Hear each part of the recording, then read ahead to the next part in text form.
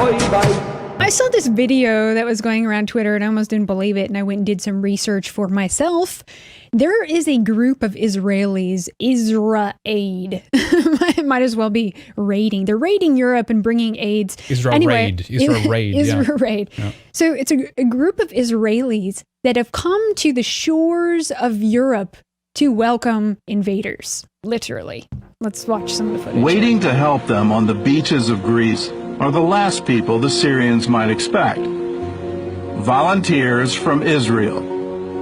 My name is Tali Shaltiel. I'm Lovely. here with Israel, an Israeli-based NGO. My name is Majida Kardosh.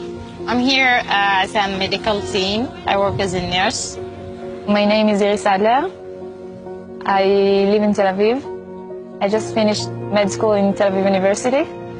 I came here through Israel to be on the coast as a doctor. My name is Manal Shhadi. I'm from Nazareth, and I'm the team lead of Israel in Greece. Our job here is to receive the boats of the refugees that are coming from the Turkish side to the Greek side. There are many, many volunteers on the beach, not many medical teams. On the line from the Turkish side, they're going through a lot of problems. Their smugglers there are asking them to pay between $1,000 to $5,000 per person. A lot of time they're just shoving them into boats that should fit 50 people, but there are 150 people on the boat. They just leave them midway through the sea and they tell them, you find your own way to Greece, we're not responsible on you. Or they fill like half a tank of gas and they just leave them in the middle of the sea. Let me pause there for a second. I just want to comment on that. The reason why they do that, by the way, is because international maritime law stipulates that you have to save people if they're stranded at sea, right? There's this duty to rescue persons at sea and stuff like that. International maritime law, or maritime law is international law. And that's the reason. It's not an accident. That's why they're putting them with half a gas a tank, because otherwise, if they were a capable ship, they could actually push them back or send them back again and say, actually, you can go back again. But now they're like, oh, we're stranded. We can't help us, right? Well, aren't they just coming from Turkey and they're idiots who don't even have water? I just want to say, though, these women say it's our job. But by who? You're coming by Israel. Have you asked the Greek people? I mean, think about it. Again, you have Jewish women showing up in Europe, in a country that is not theirs, that are welcoming invaders. I mean, it's just outrageous. And I just want to say again, too, 70% of these invaders are not fleeing war. They're coming for welfare. Let's watch the rest and then comment on this. What we do is go to Hind Point with binoculars, searching and scanning the water, and you start looking for this black with orange dots in the view. And then it comes nearer and you start seeing the rubber boat and all the people on it. It's like one, two, three. Yep. Here it is. Here's Europe. Here's the white people. A few minutes of chaos. Taking off the the goy babies, girls. people screaming, shouting, helping them. You know, a lot of them don't know how to swim. They're afraid from the water. Looking at the refugees so we can see who is in need of medical help. And I start shouting, Their clothes is doctor, who clean. need a doctor in Arabic. They look in good shape. And so this is the time that we start giving treatment. After that, we start giving them food and water. Look at that. They're like smoking a cigarette there, kind of just hanging out. Yeah, they don't look starving with his, and like, desperate. neon sneakers. Yeah, it's ridiculous. It's like funny, isn't it? Give them food and water, warm clothes, something to eat, to drink. After that, I take the map. We have a map that we translate on it in Arabic. Explain to them what is the next step. What is the next step? Let's explain to them what is the next step. This is where you're going to go next. This is what you're going to do next, right? This is just, how can you not be livid? Again, they're foreigners coming to a country that is not theirs. Do the Greek know about this? Giving them maps, explaining them how to navigate the welfare system, where to go, and then maybe refer them to the German website about how to impregnate women, preferably German women. It's just like... They found this handbook. We posted the news a while back too, as Sky News found basically for EU-bound migrants a handbook that was with all these directions. It was like, here's help organizations along the way. here's where you can go. Here's the places where you can stop. And I was thinking they didn't know who did this one. Maybe it's Israel who did this one, Yeah, right? exactly. Maybe it's them Gotta who did do this. some research. Yeah, we didn't actually get to see, and when this news was released, who it was that was responsible for this. You know, they don't know where they are, okay? So the first thing that I tell them that they are in Lesbos Island in Greece, because some of them, they had like no idea where they are. We brought a team from Israel, which is Arab speaking, and the effect was amazing. Hearing your language is very important to them, and then getting the instructions where to go, what to do next, what are the next steps, because they have a lot of uncertainty. And although Israel and Syria are technically at war, none of that matters here on the beach.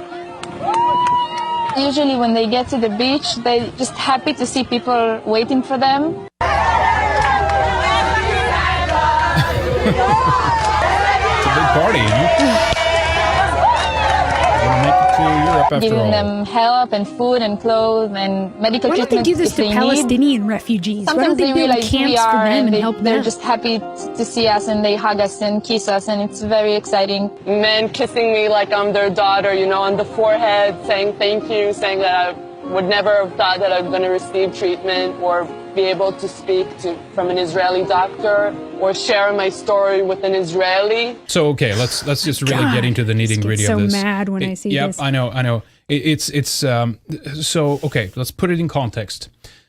We have people from a foreign country that has nothing to do with the relationship of the European Union. They're Israeli citizens. They're Israelis. They're Israeli Jews. A country, by the way, that has like the strictest immigration. We'll get to that later. But they're going to the shores of Europe to welcome Syrian migrants, African migrants, Afghani migrants, Iraqi migrants, pointing the way, standing out and like waving, you know, here it is, coming this way, right? Yeah, literally doing unbelievable. that.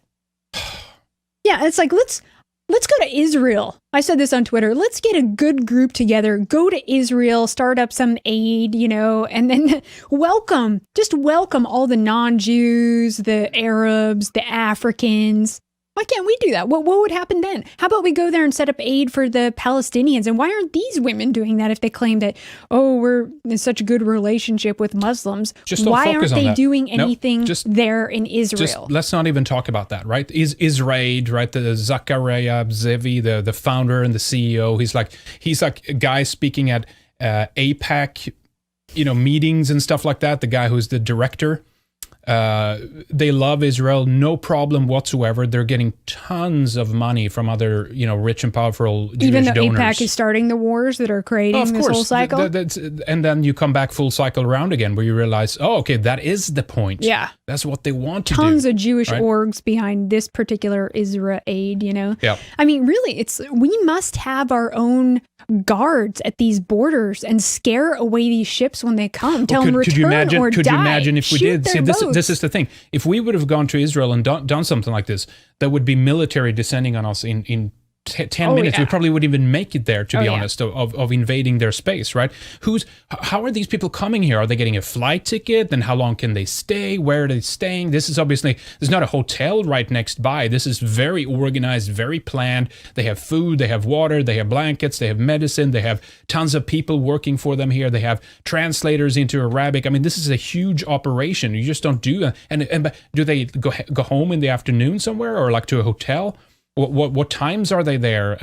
You know, how often? How long periods are they there? How long can they even stay in Europe? I mean, I'm starting to think maybe all this stuff with Greece, after all, the destruction of their economy before all of the migration wave happened, was a way to weaken Greece in such a capacity that no one would actually even care about the borders, right? Goldman Sachs got in there, austerity measures, the country's in disarray and chaos. No one even knows what's going on. That's when we'll strike. That's when we'll hit them, because everyone want to get into like Lesbos or some of these other islands, and then from there they can just piggyback all the way up to Germany and Sweden and Norway for the welfare money. It makes me think of revenge too. Again, like another Maccabean style revolt, right? Let's go kill those pagans and teach those pagans a lesson, right? Like Hanukkah, I talked about in one of my videos. I mean, it's an important area for Western civilization. It's an entry point to Europe. Jews have quite a history in Greece, so I don't think that it's it's not symbolic. Yeah, it is. It is symbolic, very symbolic, right? Isn't it? Yeah. So they have this idea of tikkun olam, right? Of fixing the world, right? That somehow there's an error in the world, and it's up to us, them to fix everything. We're going to repair the world because God made mistakes or whatever.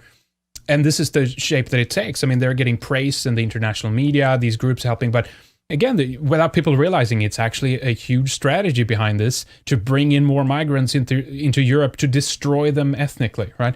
Let's take a look at Israel in the meantime, right? How are they treating migrants? The lowest refugee acceptance rates in the world. They actually turn them away, and then they go to Europe to welcome our invaders. I mean, this hypocrisy is just not called out. And they say, oh, because we fight with Arabs and we're a small country. It's always all these excuses. And it's like, okay, fine, I get that. It's not a problem. You don't want these people in your countries. I get that. But then don't come and judge us for not wanting it and push it into our countries. That's the problem I have with here. Yeah, look at this. By the numbers, Israel recognizes less than 1% of asylum seekers. I mean, talk about the utter hypocrisy. Meanwhile, the World Jewish Congress has, had this big statement, and they said, basically, we support the invasion into Europe. And official German Jewry welcome the non-white invasion. It's just outrageous. I mean, look at these guys. Look at their lovely faces. Do you think that they just have so much love in their heart for Germany, considering their past there during World War II? This is more revenge. They even have, they even have DNA, issues in terms of immigration, right? That you have to have, for you to get in to Israel, you have to be Jewish by DNA. That right? is correct. And it's actually worse. It's worse than that, because what they're doing now is that they're actually shipping people out of Israel to send them to places like Sweden, right? So they actually pay specifically African migrants, because many Jews in Israel, they actually hate blacks. They have a huge problem with racism in Israel. And they hate black people. They hate black Africans. And these groups of people are standing and taunting them and telling them to get out. So one of the measures that they did is to actually pay them money to permanently go away from Israel, immigrate into Sweden. And then consequently, of course, we would take the brunt end of this, our population numbers. And they also give us this BS that, well, Israel is a small population, and the Holocaust, blah, blah, blah. It was like, well, Norway, Denmark, Sweden, all these countries are smaller populations than Jews in Israel. Yeah, and of course, and if they're so charitable and giving and care, about human rights, why don't they set something up? Just look at a map of Israel and all that's around it. There's tons of room there in the desert. I mean, this is they are the richest ethnic group in the world. They get billions from America. They have money and resources. So why don't they help any of the refugees coming in there, around their area, even setting up some camps or tents? They don't, because it's all just fake. It's a big scam. Yeah, they're using our good nature and our goodwill and our help to target us ethnically, and then they tell us that we should feel good about it. In fact, we should feel good about our demise. But meanwhile, they don't allow no interfaith marriages. They don't even have civil marriages, so you can only get married with a rabbi, which means only Jew with Jew.